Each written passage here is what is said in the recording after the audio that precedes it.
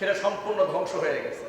পুরুষ যদি পুরুষকে বিবাহ করে, নারী যদি নারীকে বিবাহ করে, বাচ্চা কাচ্চা হওয়ার কোনো আশঙ্কা আছে, সুযোগ আছে?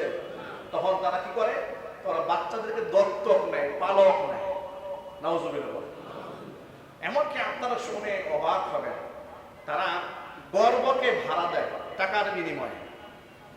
এমনকি বিবাহ ছাড়াই তারা বাচ্চা নিচ্ছে। কার কাছ থেকে? বন্ধু বান্ধবের কাছ থেকে বাচ্চা নিচ্ছে। আমার খুব ঘনিষ্ঠ এক বন্ধু ইংল্যান্ডে কিছুদিন হলো গিয়েছে। তিনি আমাকে কিছুদিন আগে এসেছিলেন আমার বাসায়। এসে বলছে তার একটা কলিগ, মেয়ে মানুষ, চাকরি করে, তার 4টা বাচ্চা। তো 4টা বাচ্চা, তো সে কথায় কথায় একদিন বলছে তার নাকি এখনো বিয়ে হয়নি। তো সে অবাক হয়ে জিজ্ঞেস করলো, তোমার 4টা বাচ্চা তুমি বিবাহ করে? বলে না, আমি হচ্ছে সিঙ্গেল মাদার। এটা ওদের দেশের পরিভাষা। কি মাদার? সিঙ্গেল মাদার, মানে বাবা ছাড়া বাচ্চা জন্ম দিয়েছে, যে মা হয়েছে। তুমি যদি মা হলে তো বাবা নাই, তোমার স্বামী নাই, তো এদের বাচ্চাকে আমি ফ্রেন্ডের কাছ থেকে নিয়েছি। তবে আমার ফ্রেন্ড আছে, বন্ধু আছে। নাউজুবিল্লাহ বলেন। স্বামী নাই, কি আছে? বন্ধু আছে। আচ্ছা, এর মধ্যে কি নারী কিংবা এই বাচ্চার কোনো সম্মান আছে? একজন স্ত্রীকে আপনার খুব সহজ ভাষায় বুঝে, ইসলাম পৃথিবীর প্রত্যেকটা মানুষের মর্যাদাকে রক্ষা করেছে। আপনি যখন বিবাহ করবেন তখন সেই স্ত্রীর ভরণ পোষণ চিকিৎসা সমস্ত দায়ভার আপনার উপর বর্তাবে, ঠিক না? তার সুখ শান্তি সমৃদ্ধি সব আপনার উপর আইনত বর্তায় যাবে। এর মধ্যে সম্মান আছে নাকি গার্লফ্রেন্ড বানায় যখন শুধু জৈবিক চাহিদা মেটাবার দরকার ওই সময় ডাক দিন, এর মধ্যে সম্মান আছে? ওর মধ্যে আদৌ কোনো সম্মান আছে? কারণ কি দেখেন, গার্লফ্রেন্ডের প্রতি বয়ফ্রেন্ডের কোনো দায়বদ্ধতা থাকে না। দেখুন, আপনার স্ত্রীর জ্বর আসছে, জ্বর ঠান্ডা কলেরা কাশি হয়েছে, আপনি বাহিরে কাজে আসেন, বউ ফোন দিয়েছে আমার তো শরীর খারাপ, আপনি দৌড়ে গেছেন, নিয়ে বউকে নিয়ে আপনি ডাক্তারখানায় গেলেন, হসপিটালে গেলেন, চেক আপ করালেন, ট্রিটমেন্ট করলেন, সব করলেন। পক্ষান্তরে এটা যদি আপনার বউ না হইয়া গার্লফ্রেন্ডের হতো, তাহলে তার এই অসুস্থতার সংবাদ শুনে কি দৌড়ে আপনি ওর বাড়িতে চলে যেতেন? গেলে জুতার বাড়ি খাওয়া ছাড়া উপায় আছে? কথা বলা যাবে। কারণ সমস্ত পেরেশানি তখন মেয়ের বাবার উপরে। আপনার কোনো পেরেশানি নাই, কোনো দায়বদ্ধতা নাই, কোনো টেনশনও নাই, সব টেনশন মেয়ের বাবা। তাহলে কি এর মাধ্যমে এই নারীকে আদৌ কোনো সম্মান দেওয়া হলো? তার অধিকার প্রতিষ্ঠিত করা হলো?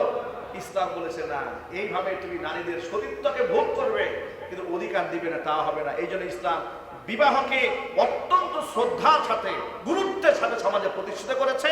গার্লফ্রেন্ড বয়ফ্রেন্ড কালচারকে চিরতরে হারাম করে দিয়েছে। চিল্লা এখন সুবহানাল্লাহ বলেন। আর সেই পশ্চিমা কালচার ওপেনে হয়ে যাবে বাংলাদেশে। এখনো পর্যন্ত ওপেন হচ্ছে না, আমি সেটা বলবো না, কিন্তু হচ্ছে। সামাজিক দায়বদ্ধতা আছে। সুযোগ পেলে লোকেরা জুতা পিটা করে, গলার মধ্যে জুতার মালা ঝুলাই দেয়, নাকে খড় দেওয়ায়, এলাকা ছাড়া করে, বিভিন্ন হোটেলে গিয়ে রেট দেয়। যখন মানবাধিকার কমিশন ঢাকাতে বসবে তখন আপনি আর এদের বিরুদ্ধে কিচ্ছু করতে পারবেন না, কারণ এটাও মানবাধিকারের একটা অংশ। নাউজুবিল্লাহ বলেন। এই জন্য আমি আপনাদেরকে সবসময় বলি, ইসলাম যে মানুষের অধিকার দিয়েছে সেটা যদি সামাজিকভাবে প্রতিষ্ঠিত হয় তাহলে পৃথিবীর পশ্চিমাদের কাছ থেকে আমাদের মানবাধিকার শেখার কোনো দরকার হবে না। এখন আমি আপনাদের কাছে জানতে চাই, আপনার কি ইসলামের মানবাধিকার চান না পশ্চিমাদের মানবাধিকার চান? ইসলামের মানবাধিকার কারা কারা চান? দোয়া দেখতে চান? মাশাআল্লাহ, আল্লাহ যেন কবুল করে, জোরে বলুন আমিন। হাত নামান। হাজার বছরের ঐতিহ্য এই উপমহাদেশে ইসলামের দাওয়াতের কাজ চলছে। আমাদের পূর্বে আমাদের পূর্ববর্তীরা কোরআন খুলে খুলে হাদিস খুলে খুলে মানুষদেরকে এভাবে বুঝিয়েছে। আমাদের পূর্বসূরীদের অবদানে আমরা ইসলাম পেয়েছি। এই দেশ ইসলামের আদর্শিত হয়েছে। এই এতগুলো মানুষের মাথায় টুপি, আমাদের মা বোনদের গায়ে বোরকা, এটা আলেমদের অবদান, ঠিক কিনা যদি বলে? আলেমদের অবদান শুধুমাত্র দাড়ি বোরকা টুপি আর হিজাবের মধ্যে সীমাবদ্ধ নয়, বরং আমি মনে করি প্রত্যেকটা এই জাতির সন্তান জন্মলগ্ন থেকে শুরু করে মৃত্যু পর্যন্ত পদে পদে এদের জীবনের প্রত্যেকটা অঙ্গের সাথে আলেমদের অবদান মিশে আছে। আলেমদের অবদান কি অস্বীকার করার কোনো সুযোগ আছে? আরো যদি বলুন, সুযোগ আছে। কিন্তু অত্যন্ত দুঃখ এবং পরিতাপের সাথে আপনারা লক্ষ্য করেছেন, দেশ স্বাধীন হওয়ার পর থেকে আলেমদের অবদান রাষ্ট্রীয়ভাবে এ দেশ কখনো স্বীকার করে না। কথা বলেন, স্বীকার না করার পেছনে আমাদের পার্শ্ববর্তী ভারতের দাদা বাবুদের হাত রয়েছে। দাদা বাবুরা কখনোই চায় না দাড়ি টুপি ইসলামপন্থীদের অবদান মিডিয়াতে প্রচার হোক, তাদের ভালো গুণগুলো জাতির সামনে আসুক, তারা কোনদিন চায় না। তারা চেয়েছে কোনটা? আলেমদের হাজারো ভালো কাজ থাকা সত্ত্বেও সেগুলো মিডিয়াতে আসে না। কোন এক মাদ্রাসার কোন শিক্ষক যদি একটু অপকর্ম করে তাহলে সব মিডিয়া পাগল হয়ে যায়। কথা ঠিক না ব্যাঠিক জুড়ে বলে?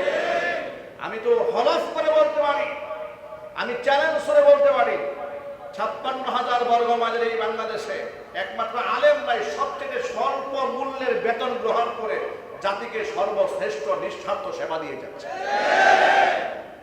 আলেমরা টেন্ডারবাজির সাথে জড়িত নয়, চাঁদাবাজির সাথে জড়িত নয়, হোটেল বাণিজ্যের সাথে জড়িত নয়, বাজার সিন্ডিকেটের সাথে জড়িত নয়।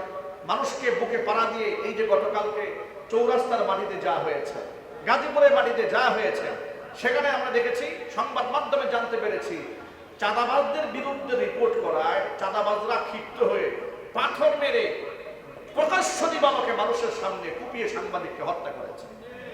নাউজুবিল্লাহ পড়ে। এই সমস্ত হত্যাকাণ্ডের সাথে দাড়ি টুপি পাঞ্জাবি পরা লোকদের কোনো সম্পর্ক আছে? এরপরেও জঙ্গি মামলা হয় দাড়িওয়ালাদের বিরুদ্ধে, এদের বিরুদ্ধে কোনো জঙ্গি মামলা হয় না। কথা ঠিক না ঠিক? আমি মনে করি এই দেশের আলেমদেরকে যারা জঙ্গি বলে তারা অবৈধ সন্তান ছাড়া কিচ্ছু হতে পারে না। কথা বলে আলেম ওলামাদের অবদান রাষ্ট্র স্বীকার করে না। জুলাই আগস্টের বিপ্লবে, স্বৈরাচার হাসিনার পতনে ঘটাবার পেছনে আলেমদের অবদান অস্বীকার্য। আপনারা মনে করেন এই যে জুলাই আগস্টের মাত্র 15-20 দিন আন্দোলনে কি রাষ্ট্র স্বাধীন হয়েছে? এই আন্দোলন 16 বছর ধরে অব্যাহত ছিল। আলেমরা স্বৈরাচারের বিরুদ্ধে কথা বলে জেল খেটেছে, জরিমানা দিয়েছে। কথা বলতে হবে, ঠিক কিনা বলতে? স্বৈরাচারের বিরুদ্ধে কথা বলে, বক্তৃতা করে, তাদের অপকর্মের বিরুদ্ধে দাঁড়িয়ে, তাদের রাষ্ট্রদ্রোহী কার্যক্রমের বিরুদ্ধে আলেমরা প্রতিবাদ করে যে কষ্ট এদেশে ইসলামপন্থীরা পেয়েছে, আলেমরা পেয়েছে, কোন দলের রাজনৈতিক নেতা কর্মী এত কষ্ট ভোগ করে নাই। অথচ সে আলেমদের অবদানকে এই জুলাই সনদে ঘোষণাপত্রে উল্লেখ করা হলো না। শাপলা চত্বরে অসংখ্য লোকেরা শাহাদাত বরণ করেছে স্বৈরাচারের বিরুদ্ধে অবস্থান গ্রহণ করে, আন্দোলন করে। 2021 সালে মোদী বিরোধী আন্দোলন করে অসংখ্য ইসলামপন্থীরা জেল খেটেছে, জরিমানা দিয়েছে, বছরের পর বছর আয়না ঘরে থেকেছে। আমার জানতে ইচ্ছা করে যাদেরকে এত বড় লকব দেওয়া হচ্ছে তারা কয়দিন জেল খেটেছে, জরিমানা দিয়েছে, আয়না ঘরে থেকেছে? ইসলামপন্থীরা বছরের পর বছর আয়না ঘরে থেকেছে। সুতরাং স্বৈরাচারী ফ্যাসিস্ট হাসিনার পতনের সবচাইতে বড় অবদান এই দেশের ইসলামপন্থী। কথা ঠিক কিনা যদি বলেন? আপনার সাথে আমার সাথে আপনারা একমত আছেন? কারা কারা একমত আছেন? দোহা দেখতে পাচ্ছি। সুতরাং সে আলেমদেরকে তুচ্ছ-তাচ্ছিল্য করে, মাইনাস করে বাংলাদেশে কোনো সংবিধান রচিত হবে এটা আমরা বরদাস্ত করতে পারবো না। অবশ্যই জুলাই ঘোষণাপত্র প্রত্যাহার করে নতুন করে ঘোষণাপত্র দিতে হবে, আলেমদের স্বীকৃতি দিতে হবে। অবশ্যই শাহাদাত বরণ করে আলেমদেরকে শ্রেষ্ঠ শহীদ হিসেবে আখ্যায়িত করতে হবে। কথা বলতে হবে মুসলমান, ঠিক কিনা? অবাক হয়ে যায়, এই আলেমদের অবদান তুলে দেওয়া হয় না। যুগ যুগ ধরে আলেমরা দুর্নীতির বিরুদ্ধে কথা বলেছে, ঘুষের বিরুদ্ধে কথা বলেছে, চাঁদাবাজির বিরুদ্ধে কথা বলেছে, টেন্ডারবাজের বিরুদ্ধে কথা বলেছে, ধর্ষণের বিরুদ্ধে কথা বলেছে, চুরির বিরুদ্ধে কথা বলেছে, ডাকাতের বিরুদ্ধে কথা বলেছে, নারীদের পক্ষে কথা বলেছে, মাজলুমদের পক্ষে কথা বলেছে, শ্রমিকের বিরুদ্ধে কথা বলেছে, নারীর পক্ষে কথা বলেছে, পুরুষের পক্ষে কথা বলেছে। সমস্ত মাজলুম জনকণ্ঠের, জনগণের কণ্ঠ হচ্ছে উলামাদের কণ্ঠ। কথা বলেন, ঠিক কিনা বলেন? নিঃস্বার্থ আলেমরা কাজ করেছে।